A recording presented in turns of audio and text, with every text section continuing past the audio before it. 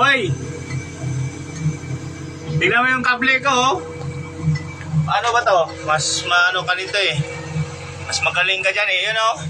Papatulong naman, ano ba yan? Ribbing o pag-ribbing o papalitan?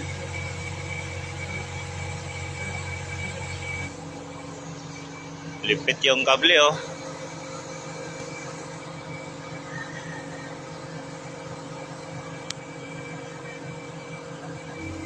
Ilipit guys, baka naman. Paano to? Hirapan ako nito eh, pagka ano eh, ganito lagi eh.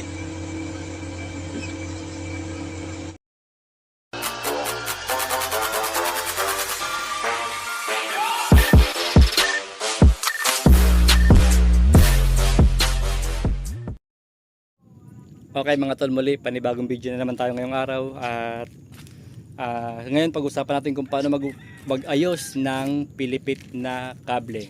Dahil nakaraming video, kahapon lang yun. May napanood akong video ng katrabaho ko dati. Shoutout nga pala sa katropa ko dati kong kasama sa Monolith taong 2011 yata yung ganun. Tawag sa amin ay mga tropang Gensan. Na-destino ko ng Gensan. First time ko napunta ng Gensan, parting Mindanao. Nakita ko sa live niya, nagpapatulong siya paano daw mag-ayos ng pilipit na kable. So hindi pinag-usapan yung buhula, yung pilipit lang, yung makapapansin nyo na ito ay umiikot. So yun ang gagawin natin ng tutorial ngayon. Siguro sa iba simple lang, pero sa mga first time na nabuhulan ng kable, maganda tapusin nyo muna yung video na to bago nyo i-apply. Tapos ba't nga ba nagkakaroon ng pagkakabuhol-buhol dito? Kadalasan nangyayari to pag bagong palit ka ng kable. So yung iba nagre-ribbing, kakatapos na mag-ribbing o kakatapos na magpalit ng kable. Nakapagtaka na pagtapos nyo ikabit yung kable, pag arya mo, pagladlad mo ng hook, ay umiikot na siya. So madalas talaga nangyayari yun, hindi yun siya may ingay ang helicopter. Shoutout sa'yo, ingay mo. Tapos sa katagalan na rin syempre ginagamit, ayan, naluluma, nagkakaroon ng magtataka ka bakit parang kusa na siyang naikot, no? So yun ang gagawin natin ng paraan ngayon.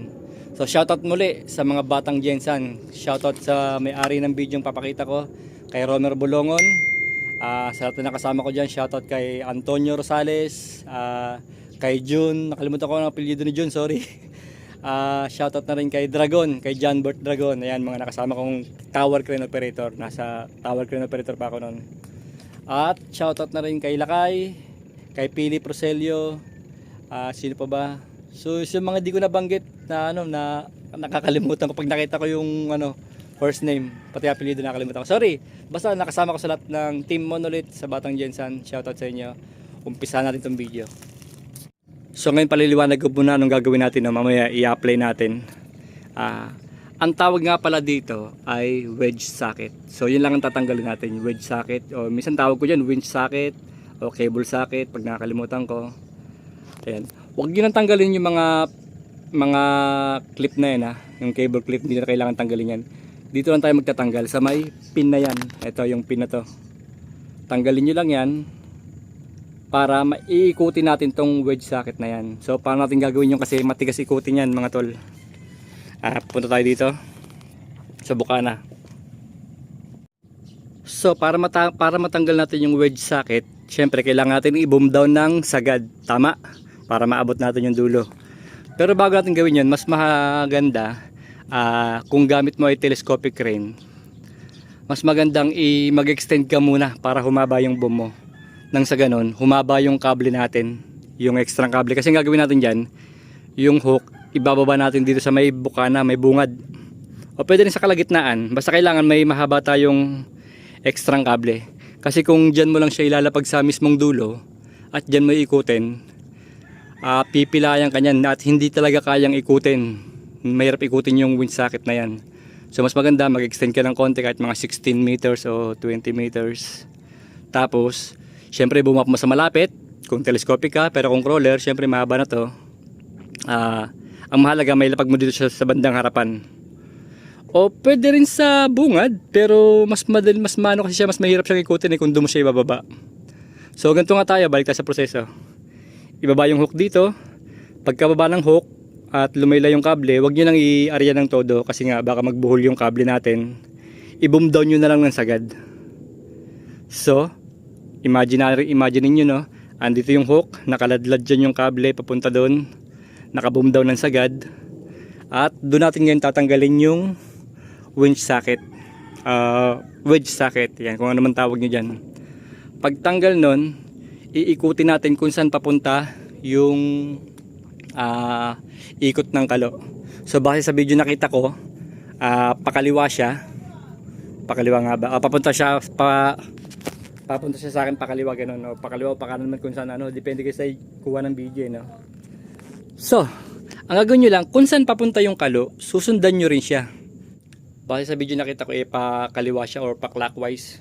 Depende kung paano ka tumingin. Pag sa ilalim ka tumingin, pa-counter. Pero pag sa itaas ka tumingin, pa-clockwise. Basta pag ganitong ikot niya. No? So susundan nyo lang yung kung pakanan siya, iikutin mo rin yung winch ng pakanan. Kung pakaliwa siya, iikutin mo rin ng pakaliwa.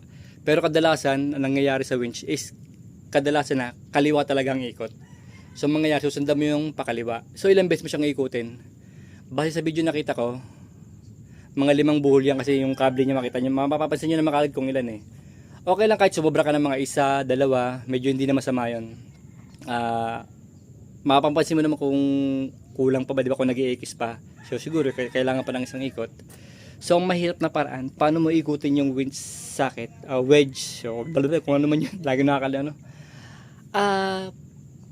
Matigas siyang ikutin, no. So kaya kailangan natin idadlad yung kable para may space tayo. So bibigyan ko kayo ng halimbawa paano mag-ikot ng wedge socket. So laladlad ko tong lifting belt, no. Imaginary ano lang to. Sample lang naman to. Kunyari ito yung kable natin. Kasi alam mo niyo, hindi man ako nabuhulan. Kailangan buhulin ko pa talaga. So ito, ayan, imaginary lang. Ganyan, no.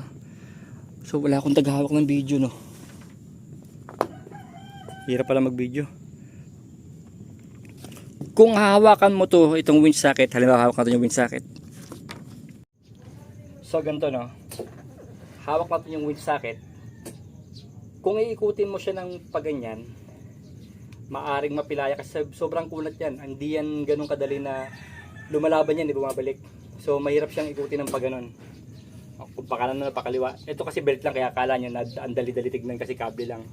Pero mas nahawak nyo yung wedge socket, ang tigas niyan ikutin. Halos bumabalik yan, pwede ka mapilayan. So ang gagawin nyo, kailangan gagamitin yung katawan nyo. Yung katawan ang iikot. So ganito ang itsura niyan.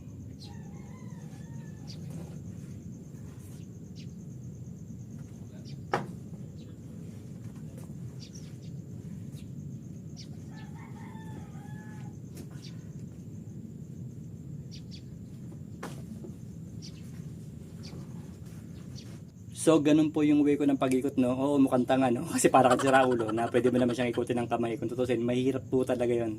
Kaya ginagawa ko yung katawan ko ang pinang-iikot ko. Hahawakan mo lang ng mahigpit yung pinaka-winch. So nasa ganun, mas madali siyang ikutin. Tapos syempre yung buhol niyan, syempre nasa bungad lang.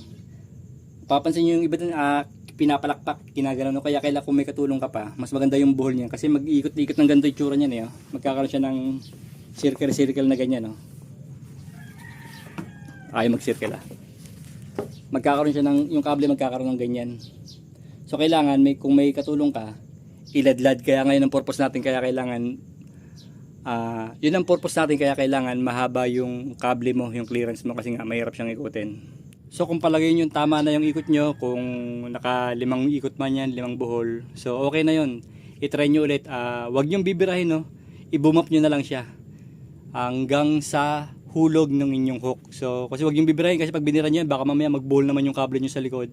Panibagong problema na naman yon. Tandaan niyo, wag niyo kakalimutan, wag yung bibirahin o riya-riya ang hook nang nakaladlad sa lupa o nakapatong sa sahig. Kasi may posibilidad nga na magbuhol siya. So, pag okay na, bumap niyo lang, tuloy-tuloy. At mapapansin niyo na kagad may pagbabago sa ikot ng hook, kung pakanan man siya o pakaliwa. Pag nagkamali kayo, ang mangyayari, yung 5 ikot, madodoble, magiging 10 ikot. So kailangan ibalik mo yun, 10 ikot ulit, pabalik na naman, no. So yun lang naman, walang masama kahit ulit-ulitin nyo. Hindi nga lang, nakakapagod syempre. Kaya mas maganda, tandaan nyo kung saan yung papunta. Kadalasan naman ay papunta siya lagi ng kaliwa or counterclockwise.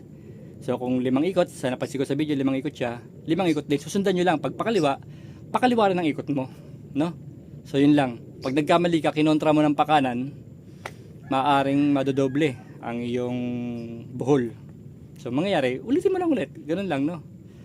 So pag kabit na, no? Tandaan nyo siguro kung paano nyo kinalas kasi may tamang harap na niyo kung saan nakaposisyon. Mahirap nang ipaliwanag.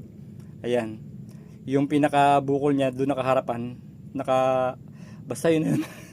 Okay, yun lang naman ang purpose natin. Paano mag-ayos ng pilipit na kable. Sana may matutunan. See you next vlog. Salamat.